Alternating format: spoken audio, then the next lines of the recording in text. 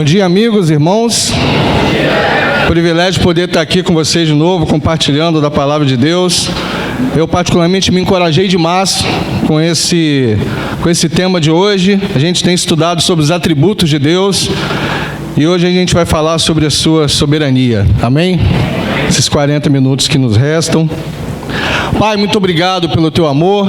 Como diz essa canção, soberano é o Senhor que nos escolheu e derramou o seu amor sobre os seus. Pai, muito obrigado porque isso nos traz tranquilidade, isso deve nos trazer segurança em nossos corações, porque somos filhos do Senhor.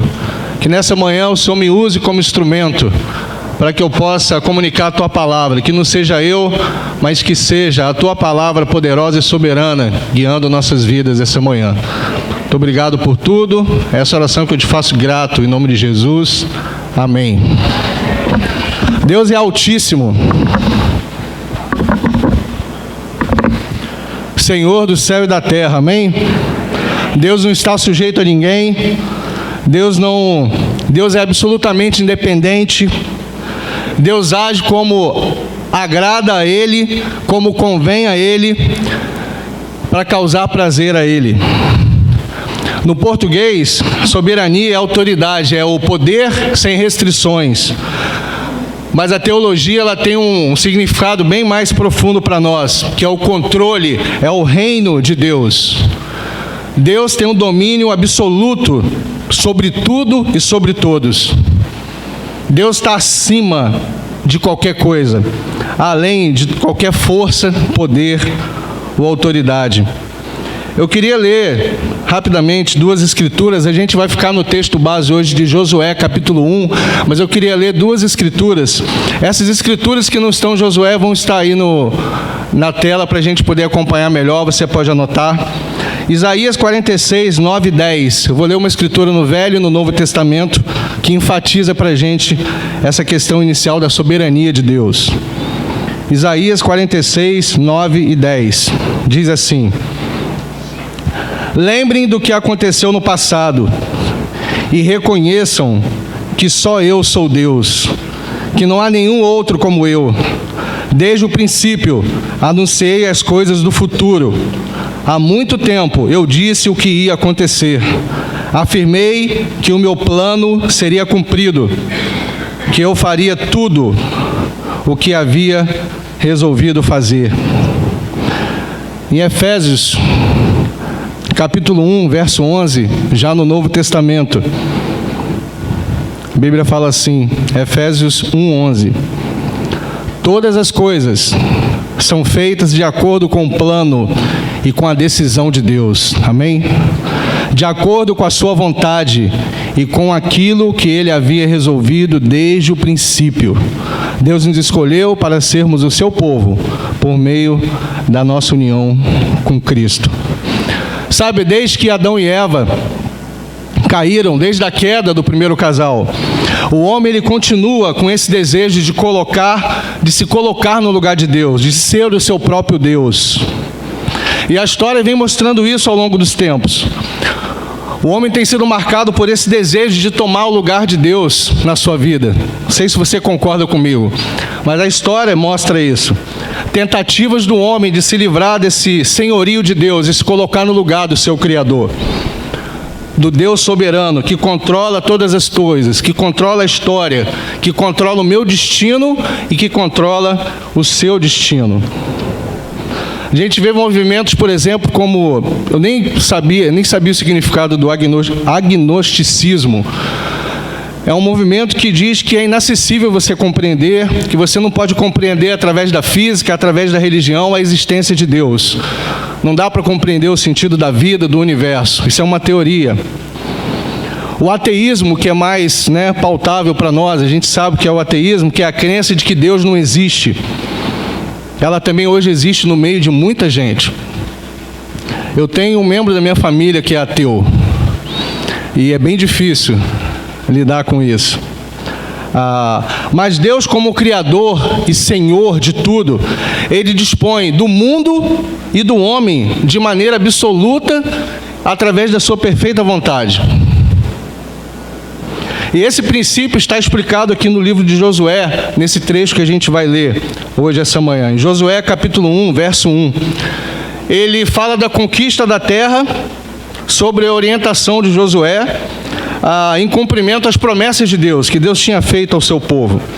E a gente vai falar essa manhã de 5 princípios, rapidamente, sobre a soberania de Deus que estão incutidos nessa escritura. Vamos ler Josué, capítulo 1, do 1 ao 9. A Bíblia diz assim: Depois que Moisés, servo do Senhor, morreu, Deus disse ao ajudante de Moisés, chamado Josué, filho de Num: O meu servo Moisés está morto. Agora você e todo o povo de Israel se preparem para atravessar o rio Jordão e entrar na terra que vou dar a vocês. Como disse a Moisés, eu lhes darei toda a terra que pisarem. Os limites dessa terra serão os seguintes: ao sul o deserto, e ao norte os montes Líbanos, a leste o grande rio Eufrates, e toda a terra dos heteus, e ao oeste o mar Mediterrâneo. Você nunca será derrotado. Eu estarei com você como estive com Moisés. Nunca o abandonarei. Seja forte e corajoso, porque você vai comandar este povo quando eles tomarem posse da terra que prometi aos antepassados deles. Seja forte e muito corajoso. Tome cuidado e vive de acordo com toda a lei que o meu servo Moisés lhe deu. Não se desvie dela em nada, e você terá sucesso em qualquer lugar para onde for.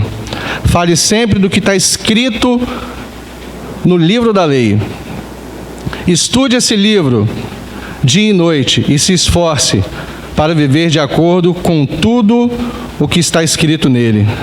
Se você fizer isso, tudo lhe correrá bem e você terá sucesso. Lembre da minha ordem, seja forte e corajoso. Não fique desanimado,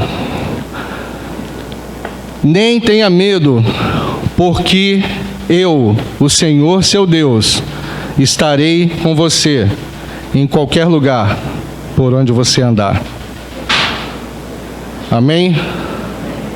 Primeiro princípio que eu queria falar essa manhã é que Deus, como Criador, Ele entrega a terra e partes da terra para quem Ele quiser.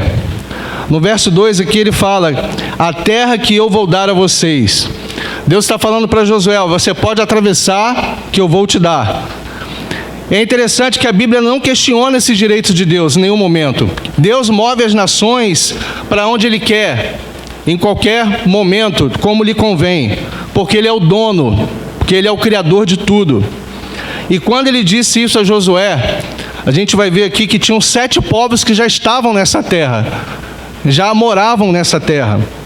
Em Deuteronômio, capítulo 7, verso 1, só o verso 1, um livro atrás, de Josué, diz o seguinte: Moisés disse ao povo: o Senhor, o nosso Deus, fará com que vocês entrem na terra que vão possuir, e Ele mesmo expulsará os povos que vocês enfrentarem. Conforme vocês forem avançando, Deus derrotará 7 povos, que são mais numerosos e mais poderosos do que vocês. São eles os heteus, os girgazeus, os amorreus, os cananeus, os perizeus, os heveus e os jebuseus. Então, Deus, como Criador, Ele tem posse da terra. Deus criou o mar e tudo que nela há. Então, Deus é o proprietário de tudo. E não há injustiça, porque ninguém tem direito a nada. Eu fiquei pensando, o quantas vezes eu me prendo às minhas coisas, a minha casa, as minhas posses. E é interessante porque, pela misericórdia de Deus e pela sua graça, a gente tem a vida, e até o ar que a gente respira é pela graça de Deus. Não é verdade? Até o ar que respiramos é graça de Deus. A gente não tem mérito nenhum nisso. E é bom a gente saber disso. Como cristãos, a gente está sujeito a esse Deus absoluto e soberano em nossas vidas. Ele governa o destino das nações, de tudo. E hoje em dia a gente vive muitas incertezas. Eu vivo muitas incertezas às vezes em meu coração, em relação à vida, em relação ao futuro. aos acontecimentos, né? A gente tem visto hoje manifestações no mundo todo, tanto aqui na América quanto na Europa, na parte oriental do nosso planeta, muitas incertezas, inseguranças, guerras territoriais, guerras econômicas, manifestações políticas, e isso cria um ambiente muito de ansiedade. Eu trabalho com crianças há muitos anos e até as crianças hoje estão vivendo crise de ansiedade. Eu não me lembro, na minha infância, de ter crise de ansiedade. A pressão, eu acho que era menor em cima da minha geração, da infância da minha geração, né? E hoje a gente vê isso, um medo do futuro. Eu vejo isso no meu coração. A gente se preocupa tanto com o nosso emprego, a gente se preocupa tanto com os nossos negócios, não é? Isso trazem tantos efeitos para a nossa vida, para o nosso dia a dia, né? O sustento, a moradia, o descanso no futuro, a questão da estabilidade, isso traz tanta insegurança, tanto medo às vezes aos nossos corações, e até nossas crianças hoje estão ficando ansiosas cedo, não é? Mas esse conceito de que Deus é soberano e que Deus dispõe dos países, que Deus dispõe dos territórios, que Deus dispõe dos governos do jeito que Ele quer, isso deve trazer conforto para os nossos corações. Sabe, o mundo, ele não está desgovernado, como às vezes o meu coração ou o seu coração às vezes acredita. Deus está no governo de todas as coisas. Deus está no controle de todas as coisas. E eu tenho lutado, irmãos, para ter essa convicção no meu coração, porque às vezes a gente fica inseguro com coisas tão pequenas que a gente vive nesse mundo. A gente tem que ter essa convicção. A gente tem que estar preocupado, sim, como cidadãos, né, brasileiros, com o nosso país, com a situação do país, com a política, assim, com as questões. Mas como cristãos, a gente deve estar mais seguro, a gente deve estar tranquilo, na verdade, e não preocupado. Mas às vezes não é essa a realidade que enfrenta os nossos corações. Deus, como Criador, Ele governa o mundo, Ele dispõe do mundo como Ele deseja. Segundo ponto, irmãos, que eu queria compartilhar sobre a soberania de Deus essa manhã, é que Deus, Ele dirige, Deus está no comando da história conforme os planos que Ele traçou, de eternidade a eternidade. Às vezes a gente acha que a história são acontecimentos aleatórios, não é? Mas não é verdade, as coisas não acontecem por acaso ou sem sentido. Deus, Ele está dirigindo, desde o início da fundação do mundo, Deus está dirigindo as coisas, para que um dia essa história tenha uma consumação final. Desde que Ele criou o mundo e o homem, Deus está no controle da história. Deus está dirigindo a história. E a Bíblia é um registro disso, o registro dos atos de Deus. Deus, quando chama a nação de Israel aqui, e fala para Josué, eu te dou essa terra, a entrega da terra e a ocupação da terra é parte do plano de Deus. Ele fala para Josué, olha, a ocupação é certa. É certo que você vai ocupar. Eu estou te dando a terra. Só que a gente precisa olhar as condições. Eles tinham que atravessar aqui o Rio Jordão, não é? Se a gente for parar para pensar, esse povo foi todo criado no deserto. Provavelmente eles não sabiam nadar, eu acredito. Não sabiam nadar, foram criados a vida inteira no deserto. Não tinha barco, não tinha ponte para atravessar, não era raso o Rio Jordão. E do outro lado tinham 7 povos, violentos e inimigos. É interessante a maneira como Deus faz as coisas. E Deus diz, eu vou te dar, pode ir. Se a gente for percorrer pedaços dessa escritura, aqui em Josué 1, no verso 3, acho que está projetando aqui para você acompanhar melhor. Ele diz assim, a Bíblia diz assim, como disse a Moisés, eu lhes darei toda a terra que pisarem. Onde vocês pisarem é de vocês. Eu fiquei imaginando isso. Já pensou, onde a gente pisar é nosso? Muitos iam querer pisar na Vieira Solto, não sei se talvez seja o metro quadrado mais caro do Rio de Janeiro. Alguns queriam pisar lá na Vieira Solto. Eu particularmente queria pisar num sítio bem grande, para que a gente pudesse fazer nossos retiros e encontros. Vamos lá, um grupo de 10 pisou lá no retiro, no sítio mais bonito, é nosso. Tomamos posse porque Deus é dono de tudo. Ele fala no verso 5, você nunca será derrotado. Josué 1, verso 5, você nunca será derrotado. Eu estarei com você como estive com Moisés, nunca o abandonarei.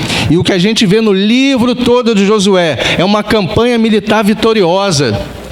Eles conquistam tudo, eles tomam posse de tudo. Aí a gente tem a história da entrada de Jericó, a conquista de Ai, está lá, terras do norte, terras do sul. No final a gente vê Caleb recebendo Hebron, vitórias e vitórias, uma campanha militar incrível. Ninguém realmente resistiu a eles. No livro inteiro. E Deus tinha dito isso em Deuteronômio para Moisés. E estava afirmando agora para Josué. No verso 6 ele fala, seja forte e corajoso, porque você vai comandar este povo quando eles tomarem posse da terra que eu prometi aos antepassados deles. Olha, você vai realizar isso, ele está enfatizando. Você fará o povo herdar a terra como eu prometi, de juramento. Agora, por que Deus podia dizer isso a Josué? Por que Deus podia falar para ele, ó, vai em frente, a vitória é certa? Por isso que eu estou falando aqui. Estava dentro do plano de Deus. Deus já havia traçado que eles iam fazer isso. Sabe, a história não é uma sucessão de fatos aleatórios, sem sentidos, como alguns acreditam, como os ateus acreditam. A história tem começo, meio e fim. Ela tem um plano, ela se encaminha para um plano. Há um Deus que governa os acontecimentos e as circunstâncias.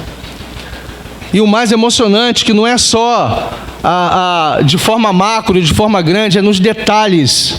São nas coisas pequenas. Mateus capítulo 10, verso 29 e 30, é emocionante essa escritura, porque fala assim, Mateus 10, 29 e 30. Por acaso não é verdade que 2 passarinhos são vendidos por algumas moedinhas? Porém, nenhum deles cai no chão, se o Pai de vocês não deixar que isso aconteça. Isso é muito poderoso, irmãos. Quanto a vocês, até os fios dos seus cabelos estão todos contados. Incrível. Deus controla e governa os acontecimentos. A gente precisa reconhecer isso.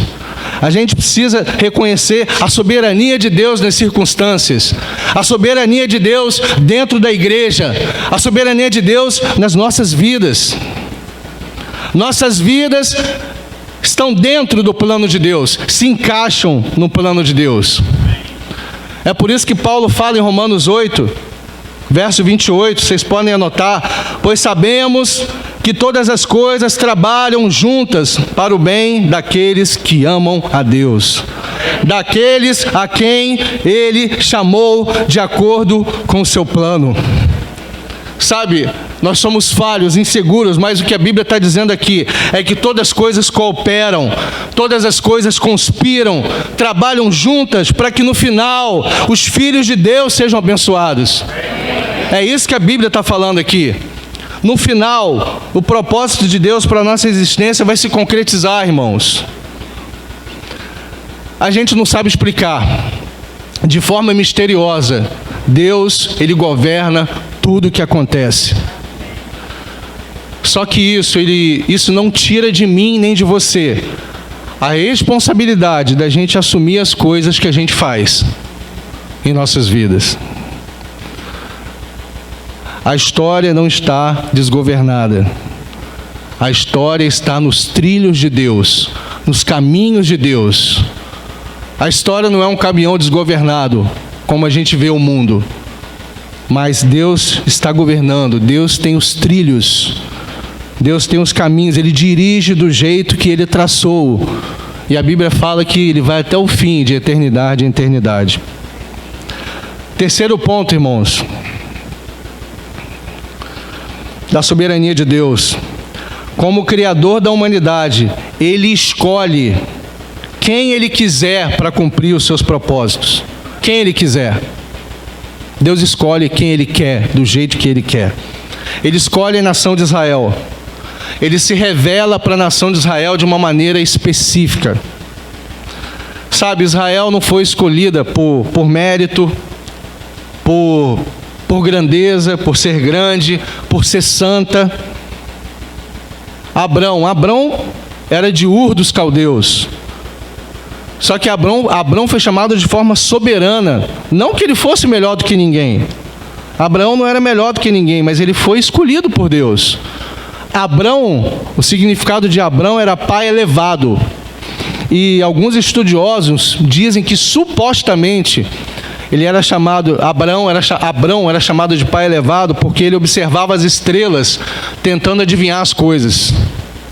Não sei se isso é totalmente verídico, mas supostamente era isso que acontecia.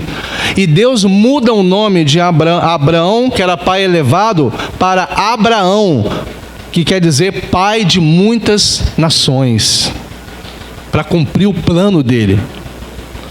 E Moisés fala isso em Deuteronômio capítulo 7, versos 6 ao 8, até o primeiro parágrafo do verso 8, a gente pode ler aqui no telão.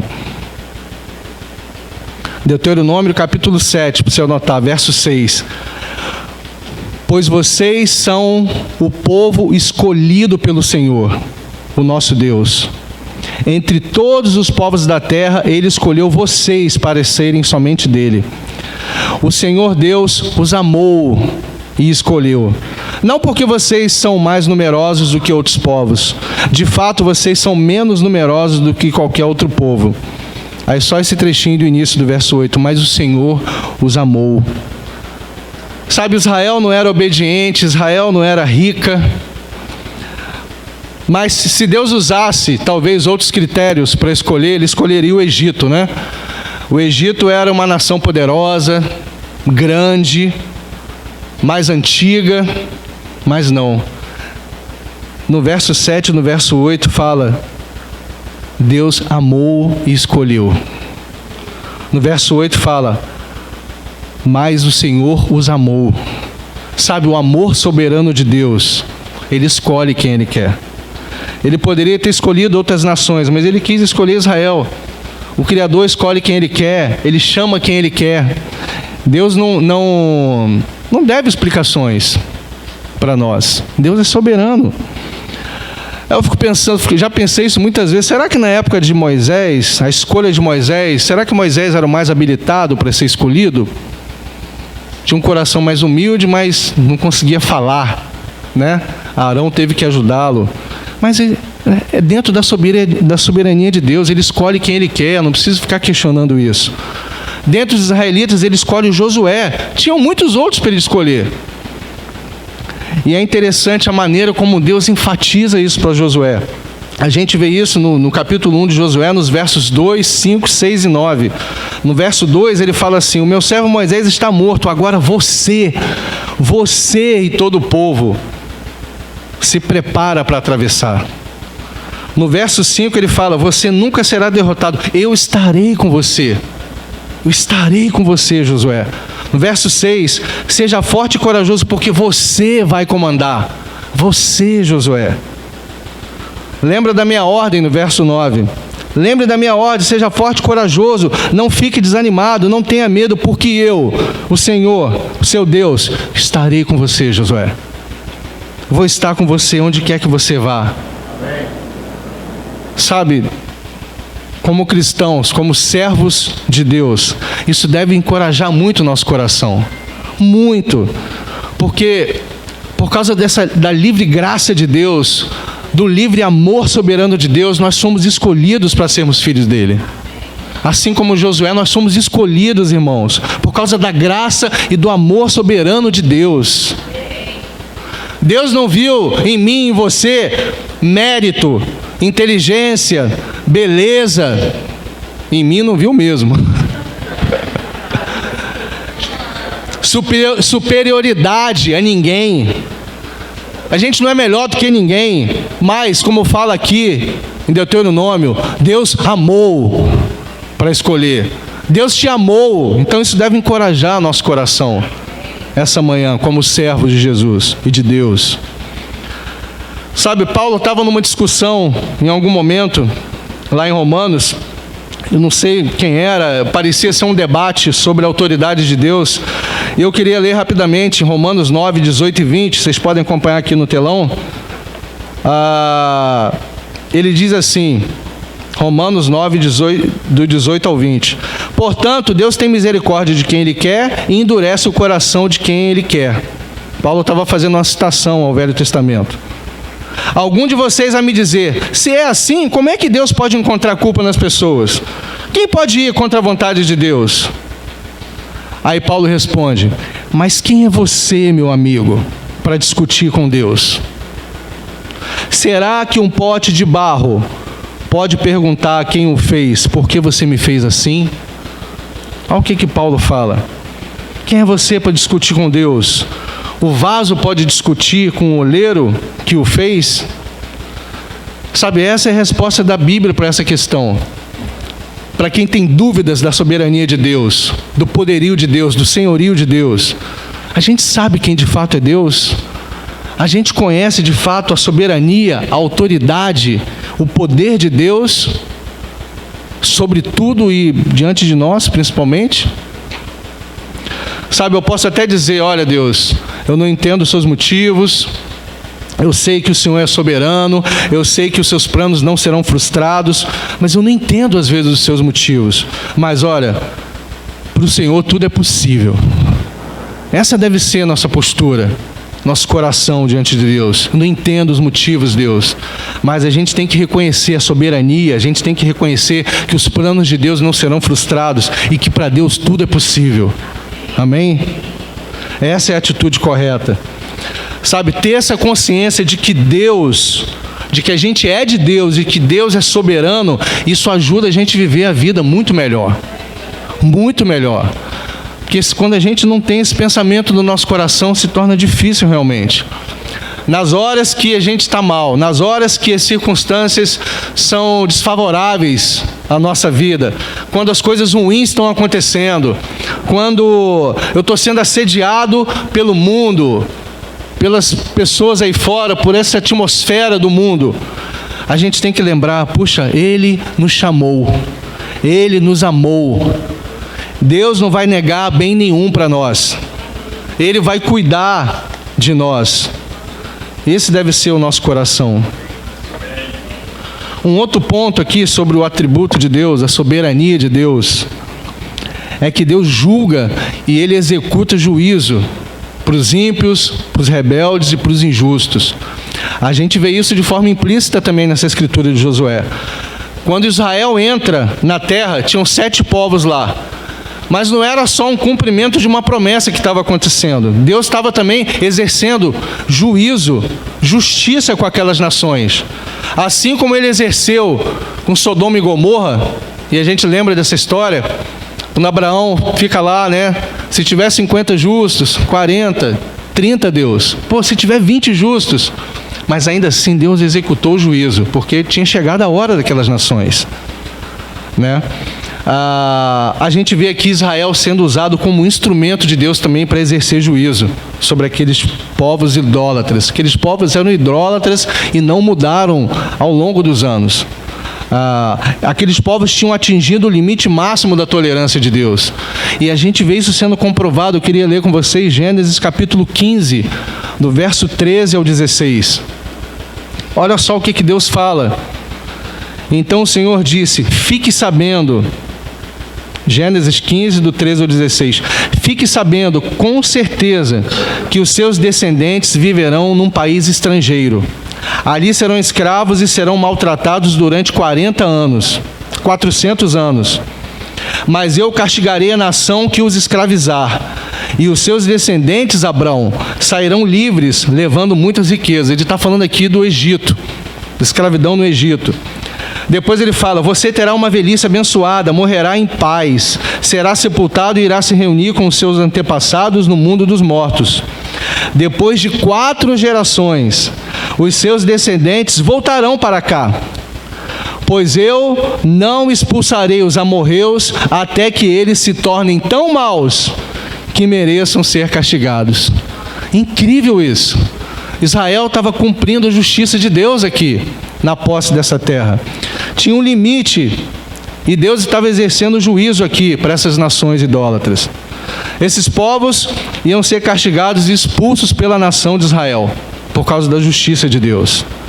Sabe, Deus criou a terra e o homem e tudo que nela há. E Deus, Ele dispõe da vida como Ele deseja. É duro às vezes ouvir isso, né, como criatura. Mas é verdade, olha, Deus tem um controle da nossa vida. Ele pode dar e tirar a hora que Ele bem quiser. Deus pode tirar a minha vida hoje, antes de eu chegar em casa. É uma realidade, irmãos, que a gente precisa pensar. A gente precisa desejar viver debaixo do plano de Deus, porque Deus é Senhor absoluto de todas as coisas, de tudo. E como cristãos, a gente precisa compreender isso, né? A gente vai prestar conta dos nossos atos a Deus. Isso é uma verdade. Sabe, nós não somos independentes, nem autônomos para fazer o que a gente quer da nossa vida e escapar das consequências. Não tem como. E a gente precisa se lembrar disso. Ontem eu estava com o Eduardo lá na minha luta, né? Todos sabem que a gente faz aí o Hapkido, né? Eu fico mais com dor do que a arte. Às vezes é desafiante, preciso ser fiel lá para passar de faixa, mas o Eduardo estava contando uma história de um aluno que quis ser superior ao seu mestre. E ele desafia o mestre, ele era faixa marrom e desafiou o mestre. E segundo lá os relatos, em 10 segundos o mestre domina ele, tira a faixa marrom dele e fala: olha, agora você vai voltar, como você me desafiou, você falou que se você perdesse, você voltaria para a faixa branca. Então ele tirou a faixa marrom e o cara voltou para a faixa branca. Lá no jiu-jitsu, acho, se eu não me lembro. Mas eu fiquei fazendo essa analogia, não dá para desafiar Deus. Deus está no controle, Deus é superior. O mestre é superior do que a criação. Há um Deus que tem poder e autoridade sobre nós. E a gente aprende isso muito bem fazendo uma arte marcial. Seu mestre, né? Graduação, você respeita o outro é superior, o outro está numa fase superior a você. E Deus é superior a tudo, tem autoridade sobre tudo, sobre nós. Deus é o mestre único e soberano. E o último ponto, irmãos, essa manhã, sobre a soberania de Deus, é que a soberania de Deus, ela é equilibrada, ela é perfeita, porque ela reúne outros atributos de Deus. Imagina se Deus, com todo esse poder, com toda essa autoridade, acima de tudo, Ele também não fosse um Deus de amor, Ele não fosse um Deus de bondade, de justiça, de sabedoria. Que Deus seria um tirano, não é? Como muitos homens que têm autoridade nesse mundo foram e às vezes tentam ser. A gente tem visto hoje líderes, governantes tiranos. Deus é amor, Deus é bondade, Deus é justiça, Deus é sabedoria. Isso reúne, isso tempera a soberania de Deus. Sabe, quando eu era criança, às vezes eu falava assim: poxa, eu acho que agora vai cair um raio na minha cabeça e Deus vai me matar. Né? E às vezes alguns têm medo de falar isso, eu não falo mais isso, né? Mas existia essa brincadeira na minha infância, né? Mas por que isso não acontece? Por que Deus às vezes não joga um raio na nossa cabeça, apesar da gente merecer? Porque Deus é bom, porque os caminhos de Deus são justos e verdadeiros, porque a vontade de Deus é boa, perfeita e agradável.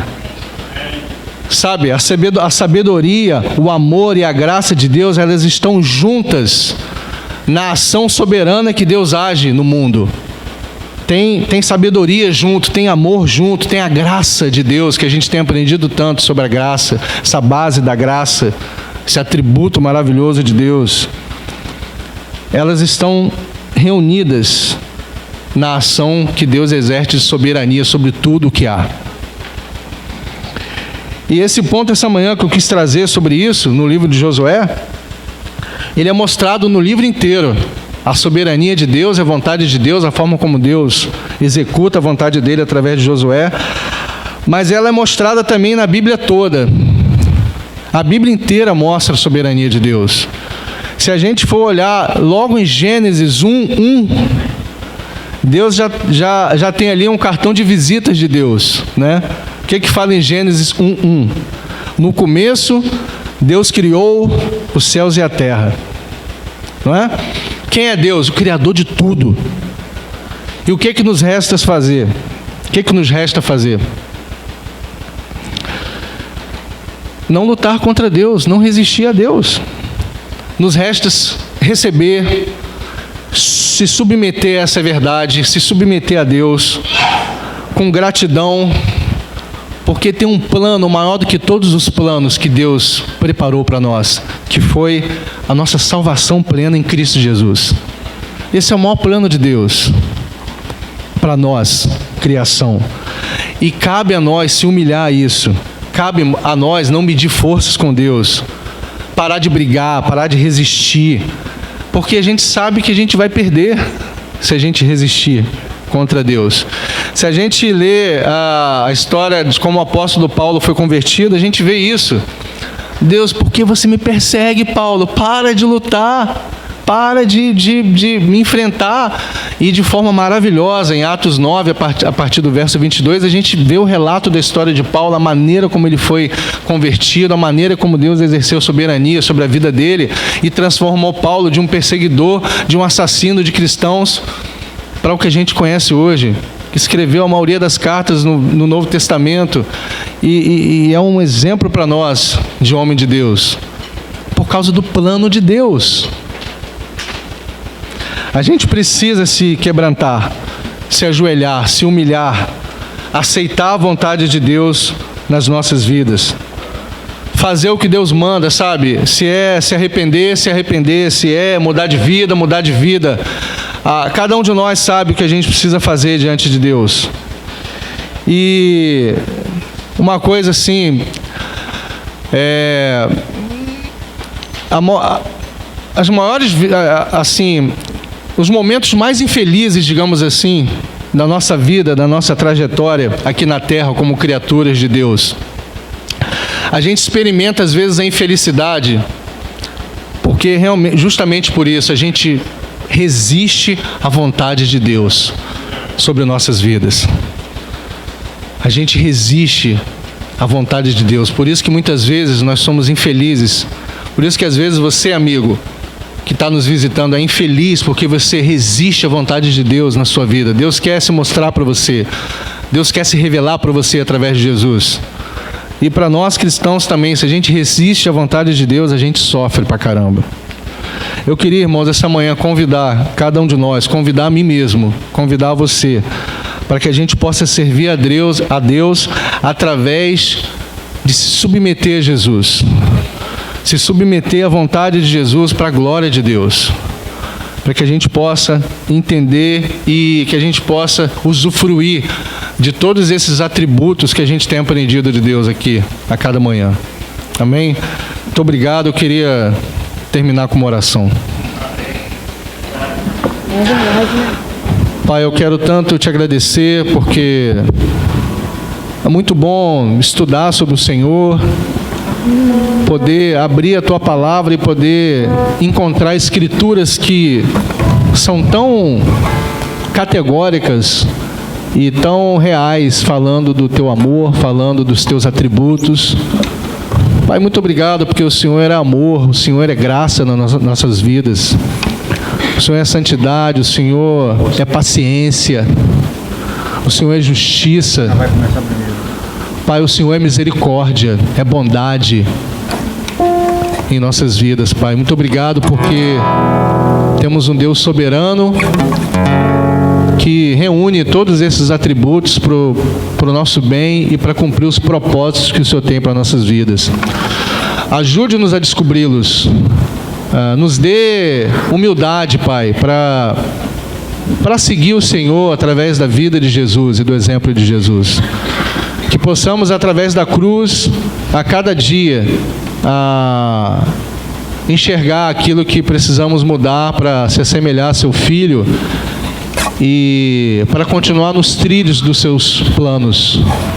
Ajude-nos a confiar, Deus, que esse mundo está sob o seu controle, sob a sua soberania, que o Senhor em nenhum momento não esquece de nada. Se até um passarinho cai somente com a sua permissão, que dirá o controle de nossas vidas. Muito obrigado por tudo, Deus. Essa oração que eu te faço agradecido, em nome de Jesus Cristo. Amém. Amém.